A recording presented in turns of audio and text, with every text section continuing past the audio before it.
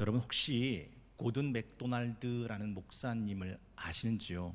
그분이 덴버 신학교 총장님이고 그 유명한 IVF 기독 학생의 총재님이고 미국 그레이스 채플 담임 목사님으로 인품과 명성이 잘 알려진 존경받던 목사님이셨어요.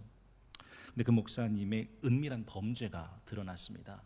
그게 성매매업소에 출입하면서 간음한 죄가 드러난 거죠. 여러분 한번 생각해 보세요. 모르면 그냥 그런가 보다 하는데 알면 모든 영광, 존귀, 명예가 땅바닥에 떨어져 버렸습니다. 마치 머리 잘려나간 삼손처럼, 눈 뽑혀나간 삼손처럼 그렇게 수치 가운데 빠져들었습니다. 그런데 그분이 그럼에도 놓지 않았던 건 하나 있는데, 모든 걸 다 잃어버리고 난 뒤에도 여전히 주일이 되면 하나님의 집, 교회를 찾아와 예배를 드렸다는 것입니다. 그때 그분은 이렇게 고백해요. 나는 그때 설교자도 아니었고 지도자도 아니었습니다. 다만 한 사람의 교인으로 영적으로 부서진 상태에서 나는 하나님의 집에 예배를 드리러 갔었던 것입니다. 하면서 마음에 바람이 있었습니다. 아무도 나를 알아보지 못했으면. 그리고 예배를 드려가면서 항상 조그만 소망을 품었게 되었습니다. 그 예배 시간에 부스러기 은혜라도 얻고 돌아올 수 있다면. 이분은 참 비참해진 자기 현실에서 예배를 통해 회복되기를 바라고 그 주일마다 힘든 주님의 전에 찾아가서 예배를 드렸습니다. 그런데 결과는 대부분 다 실망뿐이었답니다. 가서 예배 드려봐야 뻔한 예배, 설교 들어봐야 뻔한 설교, 인사해봐야 뻔한 성도들의 그런 인사만 있는 교회에서 야, 난 아무런 도움이 없는구나 라는 생각을 했답니다. 무너진 마음으로 예배드리는 자신을 위로해주고 용기를 주고 격려해줄 어떤 은혜도 얻지 못했다고 합니다. 그러면서 함께 간 아내에게 조심스럽게 이렇게 고백을 했대요. 여보, 만일에 하나님이 나에게 다시 한번 목회할 수 있는 시간을 주셔서 내가 목사가 되어 설교를 하고 예배를 집례할 수 있게 된다면 난 제일 먼저 마음이 다치고 상한 그 사람들에게 하나님의 말씀을 전할 거요. 그들이 일어설 수 있도록 위로와 용기와 회복을 주는 설교를 하고 싶어요 라고 마음을 전했다고 합니다. 그러면서 그분들은 그래요. 예배당 한 줄에 분명히 남들에겐 말할 수 없는 삶이 무너진 상태로 하나님의 은혜의 부스러기를 구하는 마음으로 찾아와 앉아있는 사람이 있을 텐데, 너무도 뻔한 설교, 너무도 뻔한 예배, 너무도 진부한 성도들의 만남으로 끝나고 마는 교회가 너무도 안타깝다. 그리고 그분은 3년 만에 다시 회복되었습니다. 그리고 쓴 책 한 권이 있어요. 내면 세계와 영적 성장이라는 책입니다. 저 책은 무너진 사람들을 다시 일으켜 세우는 위대한 책이 되었죠. 그런 생각이 들었어요. 지금 내가 하는 설교는 어떤가? 지금 성동교회가 드리는 예배는 어떤가? 성동교회 성도들이 나누는 인사는 과연 어떤가? 뻔한 설교, 뻔한 예배, 뻔한 인사 아닌가 하는 생각도 해봤습니다. 오늘 본문은요, 사람 낚는 어부로 부르심 받은 예수님의 수제자 사도 베드로의 이야기죠. 그는 엄청난 제자였어요. 바요나 시몬아, 네가 복이 있구나. 내가 네 위에다가 내 교회를 세울 건데 음부의 권세가 이기지 못할 거야. 내가 너한테 천국 열쇠 주는데 네가 땅에서 매면 하늘에서도 매이고 땅에서 풀면 하늘에서 풀린다. 엄청난 축복을 받았죠. 근데 그는 꼬꾸라져 버립니다. 가야바 대상 뜰 앞에서 계집종의 한마디에 예수님의 이름을 부인하고 저주하고 맹세해 버립니다. 얼마나 비참했던지 예수님과 눈이 마주치고 닭소리에 바깥에 나가 통곡하며 울었다고 합니다. 그런데 예수님은 베드로를 다시 이렇게 세우시죠. 갈릴리 바다에 찾아가셔서 요한의 아들 시몬아, 네가 나 사랑하니? 나 사랑하냐고. 정말 나 사랑해? 3번 물어주셨고, 내가 주님을 사랑하는 줄 주님께서 아십니다. 내가 주님 사랑하는 거 주님이 아시잖아요. 주님은 내 마음 아십니다. 그래? 됐다. 내 양들에게 맡긴다. 내 양 먹여라. 내 양 쳐라. 내 양은 이제 네게 맡긴다. 다시 일어섰습니다. 그리고 이 땅에 살아가는 하나님의 어린 양들, 상처받고 고난받는 성도들을 다시 일으켜 세우기 위해서 쓴 책이 있는데, 그 책이 오늘부터 시작하는 베드로 전서, 베드로 후서입니다. 고린도후서 3장 3절에 보면 이런 말씀이 나와요. 너희는 우리로 말미암아 나타난 그리스도의 편지다. 그리스도의 편지다. 제가 왜 이 말씀 드리냐면 베드로가 이 책을 쓸 때 2절에 이렇게 되어 있어요. 곧 하나님 아버지의 미리 하심을 따라 성령이 거룩하게 하심으로 순종함과 예수 그리스도의 피뿌림을 얻기 위하여 택하심을 받은 자들에게 뭐하노니? 편지하노니. 그 편지예요. 그 편지 속에 성도의 위로와 격려와 용기를 담아서 편지를 썼다라는 거죠. 제 1부 때 그런 말씀 드렸어요. 모든 편지가 다 그런 좋은 편지는 아닙니다. 다윗이 우리아의 손에 붙들려서 보낸 편지가 하나 있어요. 이 편지 사령관인 요압 장군에게 보내라, 전달해라. 근데 우리아가 가지고 가는 그 편지 속에 들어있는 다윗의 편지 내용 아세요? 네, 요압 들어라. 이 편지를 가지고 가는 우리아 장수를 적진 한가운데 보내고 적진이 포위됐을 때 우리아만 남기고 일거 퇴거해서 그 우리아 장수가 적들의 칼에 죽게 해라 라는 편지였어요. 죽이는 편지죠. 근데 베드로는 지금 성도의 고난 속에 있는 성도들을 살리는 편지를 쓰고 있더라. 소아시아 지방에. 여러분, 하나님은 죽이시는 하나님이실까요? 살리시는 하나님이실까요? 살리시는 하나님이죠. 삼손의 머리 기억나세요? 삼손의 잘린 머리가 다시 자라기 시작하니라. 하나님은요, 그 삼손도 다시 일으켜 세우셔 보셨습니다. 탕자를 기억하실 거예요. 마음으로 아버지를 죽이고 아버지 유산을 가지고 멀리 이국 땅에 가서 허랑방탕한 아들을 돌아왔을 때 아버지는 그 아들을 이유 조건도 없이 맞아줘요. 그리고 새신 새옷 새가락지 끼워주고 넌 내 아들이다. 죽었다가 다시 돌아온 내 아들이야. 가지고 간 재산 묻지 않아요. 그건 아무것도 아니에요. 얼마를 가지고 탕진했던 그 탕진한 건 아버지에겐 하등 물음의 대상이 아니에요. 너만 살아있으면 된 거죠. 돌아오면 된 거죠. 그래서 살진 송아지 잡아 잔치를 벌여 주셨더라라는 거죠. 여러분 기억나세요? 하나님의 땅 가나안 땅 팔레스틴에 하나님이 주신 6개의 성이 있었습니다. 이건 특별한 성이죠. 그 성에 들어가면 적도 원수도 어떤 사람도 칼로 그를 피 흘리지 못합니다. 이름하여 도피성이에요. 그 성에 들어가면 하나님이 그를 지키고 보호하신다라는 거죠. 기독교는 정죄하는 종교 아닙니다. 용서하고 회복시키는 종교죠. 세상은요, 작은 틈 하나만 있으면 그거 가지고 그 사람을 완전히 사회적으로 매장시켜 버립니다. 이런 머리로 끝나게 만들죠. 그레이스 채플 교인들은 3년 동안 회복되었던 고날드 목사님을 다시 찾아옵니다. 그리고 목사님 다시 오셔서 우리 교회 영적 지도자가 되어 주시겠습니까? 라고 그 목사님을 다시 자신의 담임 목사로 세우셨어요. 예수님을 기억하십니까? 예수님은 베드로가 자기를 부인하고 저주할 걸 아셨다고요. 그런데 시몬아 시몬아 사탄이 너를 밀가부릇 하려고 요구했으나 내가 너를 위해 내 믿음 떨어지지 않기를 기도했으니 너는 돌이킨 후에 내 형제 굳게 하라라고 말씀하고 계셨다라는 거죠.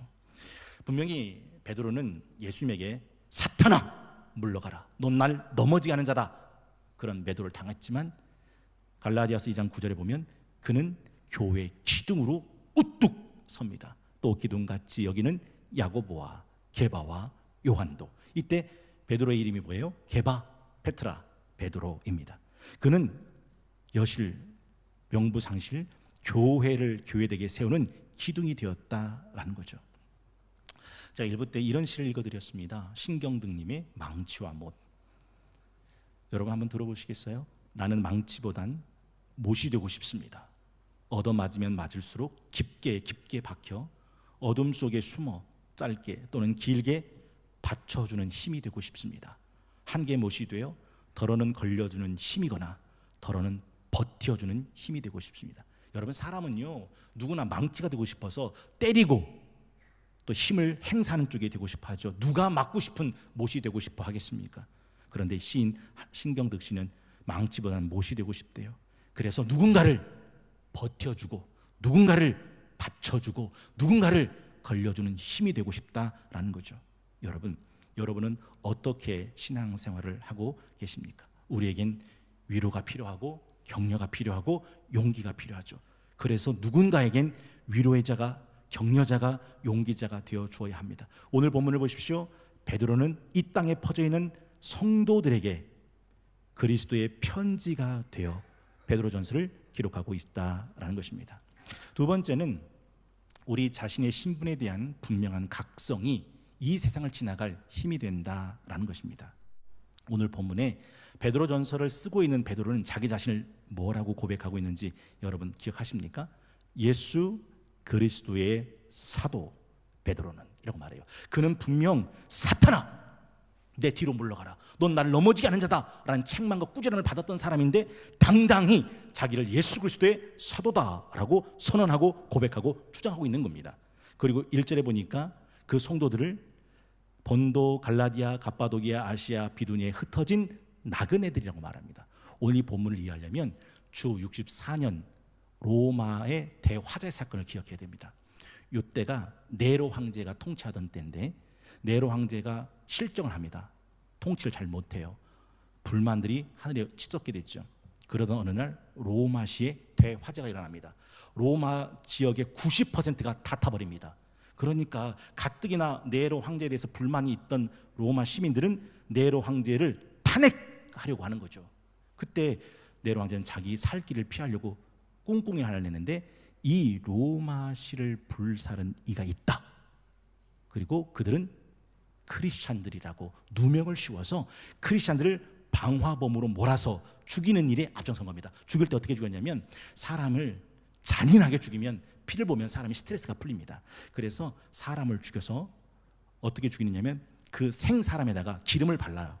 그리고 꼬챙이로 뚫어서 거기를 불을 붙입니다. 산 사람을 기름으로 태우면서 로마시 어두운 거리를 밝히는 겁니다. 그리고 콜로세움 같은 경기장에서 그 크리스찬과 사자, 굶주린 맹수들과 싸움을 붙이는 거죠. 여러분, 사람이란 게요, 잔인한 걸 즐기는 경향이 있어요. 우리식은 그 스페인의 투 같은 거 왜 하는지 모르죠. 근데 스페인 사람들은 그 투사들이 칼을 가지고 큰 황소를 찔러 죽이고 피를 뽑고 퍽퍽 쓰러지는 것을 보면서 희열을 느끼는 거죠. 원래 국민을 우매화시키기 위해서 쓰는 3S 정책 중에 하나가 바로 그 스포츠, 스크린, 섹스라고 하는 거예요. 요 세 가지에 사람을 무지몽매하게 만들거든요. 로마가 선택한 방법이 이런 방법이었어요. 그러니까 로마시에 있는 크리스천들은 거기 땅에서 살아갈 수가 없었던 거죠. 그러니까 어떻게 해요? 다 뿔뿔이 흩어지게 된 거죠. 오늘 본문 1절이 그렇게 되어 있습니다. 예수 그리스도의 사도 베드로는 본도, 갈라디아, 갑바도기아, 아시아, 비두니아 사방으로 흩어진 나그네들에게 편지한다라고 말씀하죠. 이때 흩어졌다라는 말이 디아스포라입니다. 들어보셨나요?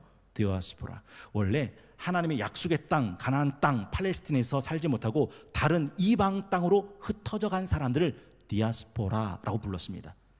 이게 역사적으로 디아스포라이지만 영적으로도 하늘의 시민권을 갖고 살아가는 우리들이 각 처소에서 이 땅에서 살아가고 있는 우리들의 모습 또한 영적인 디아스포라다라는 거죠. 그리고 그 디아스포라는 나그네라고 이야기합니다. 흩어진 나그네. 나그네는 뜻이 무슨 뜻일까요? 이 땅에 머무는 사람이 아니라 이 땅을 지나가는 사람이다 라는 뜻입니다. 세상 사람들은요, 개똥밭에 굴러도 이생이 좋다고 그럽니다. 여러분은 어떠세요? 개똥밭에 굴러도 이생이 좋습니까? 빌립보서 3장 20절에 그러나 우리의 시민권은 하늘에 있는 자라, 우리의 시민권은 하늘에 있는지라 라고 말씀하고 있습니다. 거기로부터 구원하는 자 곧 주 예수 그리스도를 기다린다 라고 말씀하고 있죠. 그리고 세 번째가 예수 그리스도의 피 뿌림을 얻기 위해 택하심을 받은 자라고 이야기합니다. 예수 그리스도의 피 뿌림을 받으려고 택하심을 받은 자다. 이게 영광스러운 이 땅을 살아가는 저와 여러분 크리스천들의 신분이라고 성경은 가르쳐주죠. 여러분, 이 신분을 주장, 선언, 선포하면서 살아가십니까? 그렇다면 이 세상을 넉넉히 지나가실 거예요. 그런데 그렇지 못하다면 이 세상을 통과하기는 쉽지 않을 겁니다. 제가 일부 때 그런 말씀 드렸어요. 예전에 MBC에서 선덕여왕이라는 드라마가 있었습니다. 내용은 각설하고 덕만 공주가 우여곡절 끝에 신라 왕국으로 돌아와서 자신이 신라의 정통 공주임을 확인받는 즉위식에 참석하게 됩니다. 그때는 당대 최고의 실세였던 미실세주가 실권을 갖고 있었던 때입니다. 고현정 씨가 연기를 했죠. 그 연기가 압권이었습니다. 그해 최우수 여우주연상을 주인공인 이요원 씨가 아니라 조연인 고현정 씨가 받을 만큼 그 연기는 압권이었죠. 근데 이요원 씨가 덕망공주가 공주 즉위식에 가다가 그 미실세주를 만난 겁니다. 와, 그 기세에 눌려서 입술이 파르르 떨리고 손이 떨립니다. 미실세주는 자기를 보고 떨고 있는, 두려워하고 있는 덕망공주를 알아채고 조용히 다가가 그 떠는 손을 잡으면서 이렇게 비아냥거립니다. 아직도 두려움을 떨쳐버리지 못하신 겁니까? 네가 공주라고 공주 즉위식 하지만 넌 여전히 겁쟁이일 뿐이야 라는 조롱 섞인 어조였죠. 그때 덕망공주가 명대사를 날립니다. 그때 대사가 이거예요. 어디 감히 송골의 몸에 손을 대는 게냐? 어디 감히 송골의 몸에 손을 대는 게냐? 이 당당함, 이 의연함, 이 초연함, 자신의 신분을 향한 각성이 일어나죠. 원래 신라는 근간이 뭡니까? 골품제도잖아요.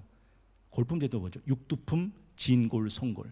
그래서 모든 사람은, 신라에서 태어난 사람은 이 골품제도로 신분이 결정납니다. 그 중에 왕의 혈족은 성골이라고 해서 성골 이외엔 누구도 왕이 될 수 없습니다. 그러니까 미실세주가 아무리 권력이 강하다 하더라도 그는 성골이 아니에요. 왕족이 될 수 없어요. 그런데 감히 성골인 내 몸에 손을 대느냐 하는 그 한마디에 미실세주가 쥐었던 손을 놓고 한 발 뒤로 물러서면서 그 기세에 눌려 당황하는 모습이었어요. 저는 그 대목이 너무도 압권이었습니다. 여러분, 나의 나됨을 정정당당하게 고백하고 주장하며 살 수 있다는 거, 이거 엄청난 거죠. 나는 예수 그리스도의 사도, 나는 예수 그리스도의 피 뿌림을 받기 위해 선택받은 자라는 이 확신, 이 신분의 정체성은 이 세상을 넉넉히 살아가게 만드는 힘이 된다라는 거죠. 베드로전서 2장 9절에 보면 그러나 너희는 택하신 족속이요 왕 같은 제사장들이요 거룩한 나라요 그 소유가 된 백성이니 이는 너희를 어두운 데서 불러내어 그의 귀한 빛에 들어가게 하신 이의 아름다운 덕을 선포하게 하려 하심이라. 물론 내가 받은 적도 없는데, 내가 가진 것도 없는데, 내가 받았다고, 내가 가졌다고 주장하는 것은 거짓이고 위선이죠. 예수님 만난 적도 없으면서, 성령 받은 적도 없으면서, 구원의 체험도 없으면서 마치 있는 것처럼 자신을 포장하는 것은 비극입니다. 그러나 주셨음에도 받았음에도 그걸 당당하게 말하지 못하는 것 또한 비참한 것은 매한가지죠. 그건 받은 은혜에 대한 배은 망덕이기 때문에 그렇습니다. 마지막 세 번째가 삼위일체 하나님의 눈으로 자기 자신을 바라볼 수 있어야 한다라는 것입니다. 오늘 2절은 이렇게 시작하죠. 곧 하나님의 아버지의 미리하심을 따라 성령이 거룩해 하심으로 예수 그리스도의 핏뿌림을 얻기 위하여 라고 말씀합니다. 여러분, 세상이 아무리 강하고 내가 설령 아무리 연약하고 과거의 잘못이 크다 하더라도 하나님이 미리 하시고 성령으로 거룩하게 하시고 예수 그리스도의 핏뿌림을 위해 작정된 작정을 끊을 자가 없다는 이 사실. 그래서 에베소 1장 2절에서부터 14절 말씀, 제가 여러 번 강조해드렸던 바가 있는데요, 내가 어떤 존재인지를 에베소 1장 2절에서부터 14절 이렇게 말씀하죠. 하나님 우리 아버지와 주 예수 그리스도로부터 은혜와 평강이 너에게 있을지어다. 찬송하리로다. 하나님 곧 우리 주 예수 그리스도의 아버지께서 그리스도 안에서 하늘에 속한 모든 신령한 복을 우리에게 주시되 곧 창세 전에 그리스도 안에서 우리를 택하사 우리로 사랑 안에서 그 앞에 거룩하고 흠이 없게 하시려고 그 기쁘신 뜻대로 우리를 예정하사 예수 그리스도로 말미암아 자기의 아들들이 되게 하셨으니 이는 그가 사랑하신 자 안에서 우리에게 거저 주시는 바 그 은혜의 영광을 찬송하게 하려는 것이라. 우리는 그리스도 안에서 그의 은혜의 풍성함을 따라 그의 피로 말미암아 속량 곧 죄 사함을 받았느니라. 이는 그가 모든 지혜와 총명을 우리에게 넘치게 하사 그 뜻의 비밀을 우리에게 알리신 것이요 그의 기뻐하심을 따라 그리스도 안에서 때가 찬 경륜을 위해 예정한 것이니 하늘에 있는 것이나 땅에 있는 것이 다 그리스도 안에서 통일되게 하려 하십니다. 모든 일을 그의 뜻의 결정대로 하시는 일의 계획을 따라 우리가 예정을 입어 그 안에서 기업되었으니 이는 우리가 그리스도 안에서 전부터 바라던 그의 영광의 찬송이 되게 하려 하십니다. 그 안에서 너희도 진리의 말씀 곧 너희의 구원의 복음을 듣고 그 안에서 또한 믿어 약속의 성령으로 인치심을 받았으니 이는 우리 기업의 보증이 되사 그 얻으신 것을 속량하시고 그의 영광을 찬송하게 하려 하십니다. 나라는 존재가 이 땅에 거저 태어난 것 같지만 아니라는 거죠. 창세 전부터 하나님께서 나를 예수 그리스도 안에서 예정, 작정, 특정하시고 하나님의 자녀 삼으셔서 예수 그리스도의 피 뿌리기 위해 작정하셨으니 성령으로 너를 인치신 존재다. 이걸 말씀하고 있다라는 거죠. 여러분 이런 찬양 아세요?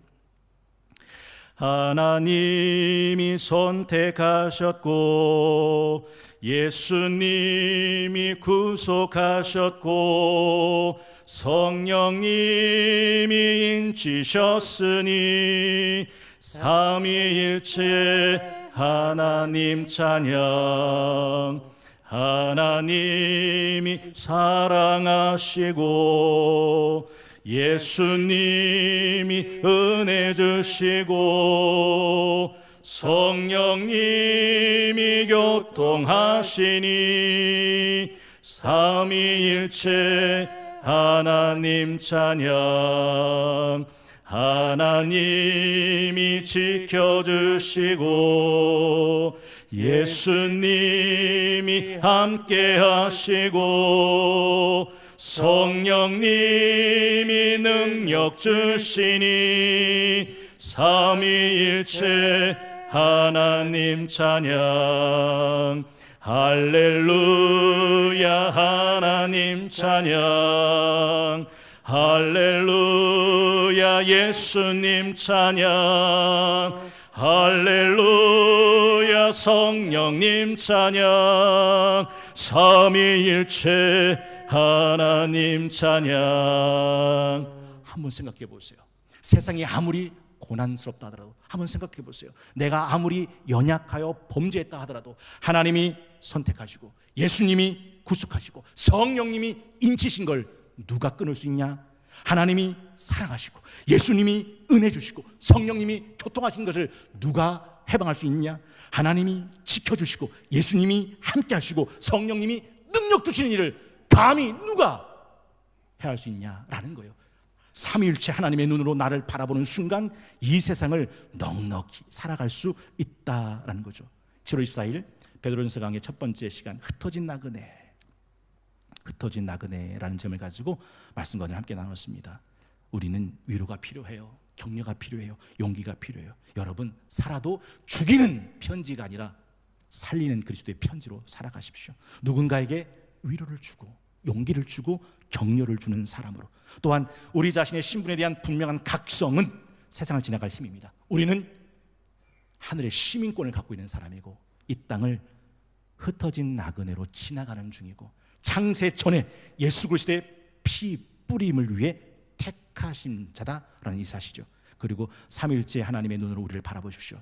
나는 영원 전부터 하나님이 나를 미리 이미 알고 계시고 성령으로 거룩하게 하시려고 성령의 인을 치셨던 분이다라는 거죠. 제가 1부 때 오늘 말씀을 이렇게 정리하고 마쳤어요.